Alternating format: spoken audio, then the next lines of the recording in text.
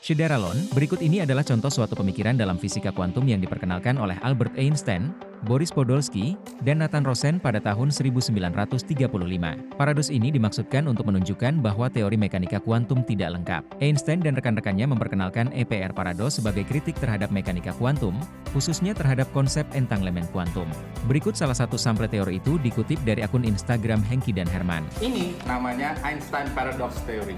Lu hitung ya, kotak yang di tengah tidak usah dihitung dulu. Lu hitung yang dari sini ke sini, sini ke sini, sini ke sini, sama sini ke sini. Lu hitung biji kopinya. Yang sisi sini ke sini 1, 2, 3, 4, 5, 6. Sini ke sini. 1, 2, 3, 4, 5, 6. Oke, yang ini ke sini. 1, 2, 3, 4, 5, 6. Ini ke sini. 1, 2, 3, 4, 5, 6. Oke, berarti semuanya 6 ya. Tapi ini yang dari tengahnya ini, gua ambil satu ya.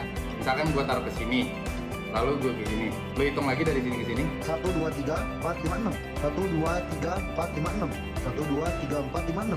1, 2, 3, 4, 5, 6. Masih tetap 6 ya. Gua ambil satu lagi ya. Gua taruh di sini ya. Lu hitung ini ke sini. 1, 2, 3, 4, 5, 6. 1, 2, 3, 4, 5, 6. 1, 2, 3, 4, 5, 6. 1, 2, 3, 4, 5, 6. Gua ambil satu lagi nih dari yang gak dihitung ya. Gua taruh di sini, ini gua kesiniin. Lu hitung lagi dari sini ke sini. 1, 2, 3, 4, 5, 6. 1, 2, 3, 4, 5, 6. 1, 2, 3, 4, 5, 6. 1, 2, 3, 4, 5, 6. Masih tetap 6 juga kan? Ini yang terakhir ya. Iya. Berarti gua ambil lagi nih. Ini misalkan gua taruh di sini, ini kan di sini. Berarti kotak yang di tengah tadi jadi nggak ada ya. Nggak ada. Lu hitung ini ke sini.